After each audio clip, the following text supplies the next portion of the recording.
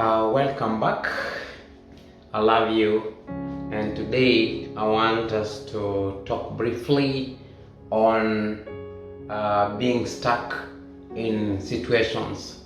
Many times we are always stuck in so many things. We have people that are stuck in relationships that are not working. We have people that are stuck with the grief that is that happened to them suddenly. There are people that are suffering. They even have mental breakdown because of situations that happen to them. I just want to talk to you today.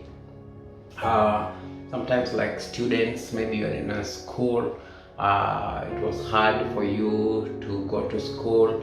It was difficult for your parents to raise money for you to go to school, and eventually you went through the system. But when it came to the final exam, maybe you failed, and that became tragic on you, and you haven't moved on from that time. It still pains you to see what happened to you, to see that you didn't pass the exams the way you were supposed to pass. And we have also situations whereby people engage in relationships early on in their lives, early adolescent, trying to learn, trying to explore the world.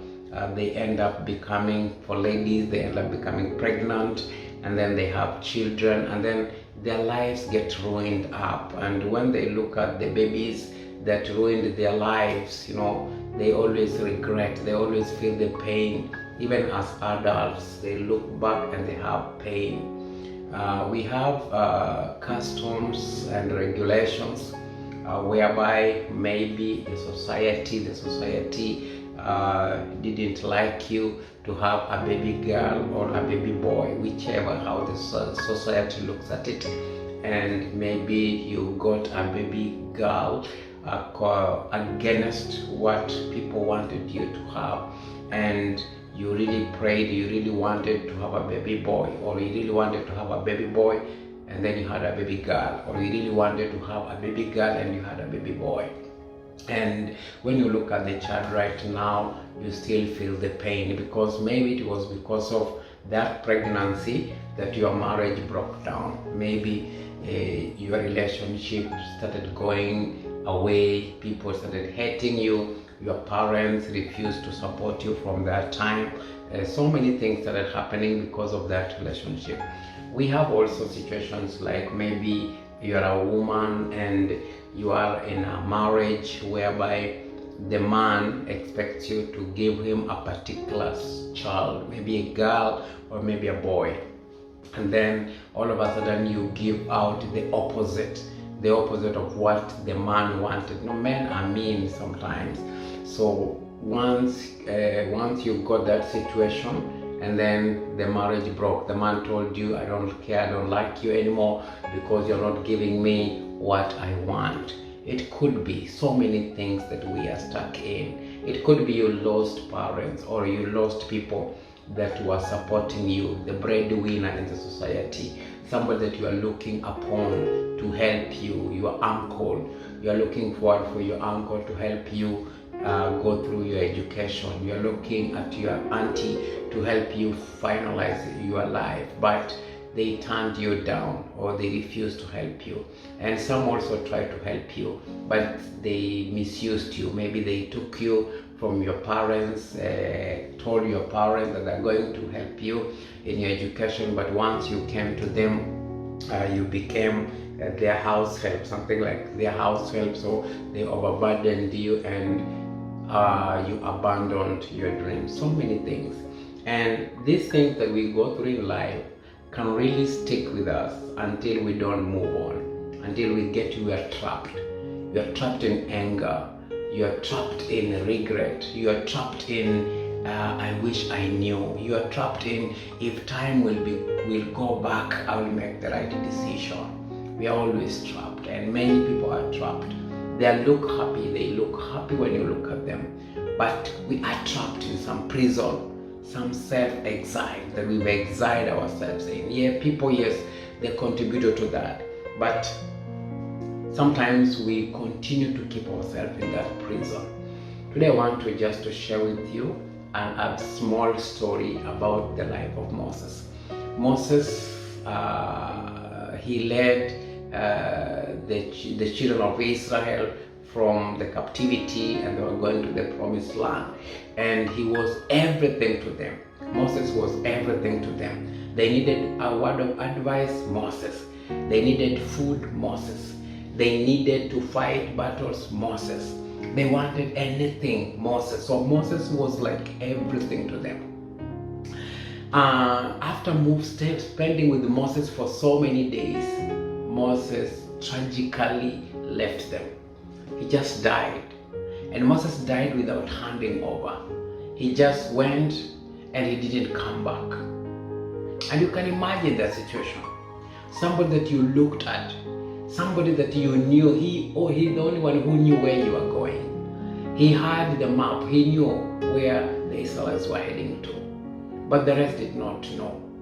So they got stuck in that moment. They got completely stuck. They didn't know what to do.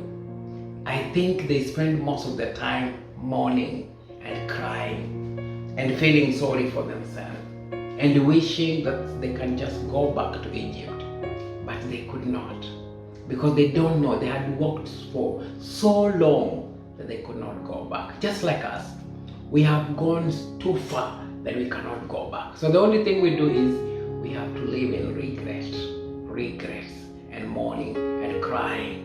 I lost my husband, I lost my father, I lost my child, I lost my mama. You keep on crying every day. When the Israelites were crying over the past, God comes to Joshua in Joshua chapter number 1. And I like the words of God when he called Joshua. He said in Joshua chapter 1 from verse 1, he says, after the death of Moses, the servant of the Lord said to Joshua, the son of Nun, Moses' assistant. Look at what God told him in verse number 2. Moses, my servant, is dead. So these are the reality that God had to remind Joshua, that Joshua, my servant Moses, is dead. He's not going to come back. This is the starting point. So for you to move out of that prison that you've trapped yourself in, you've got to realize that that situation is gone. If it's the loss of a parent, you have to realize they are dead. You have to tell yourself and convince yourself that your mama, your papa have died and are not coming back to you. You have to realize that that pregnancy, the baby that you are carrying that made you to lose your marriage, the baby is there and there's nothing we can do about it. So we have to realize that if it's the school, you failed the exam that really mattered to you, you have first to realize that that exam is gone. You already failed. So that is the reality that you need to awaken your brain to remember that it's gone, it is not coming back. So what is the way forward? God speaks to Joshua and tells him, now therefore arise, go over this Jordan, wake up. You're already at Jordan. It's you. It's no longer everybody else. You're the one to live your life. Yes, people try to frustrate you. Yes, situation try to frustrate you. You lost your job. And now every day you are blaming somebody that made you to lose the job. Every time you are blaming people for your misfortune. You are blaming your father. You are blaming your auntie. You are blaming your uncle. You are blaming your elder brother, your elder sister. Hello, it's over.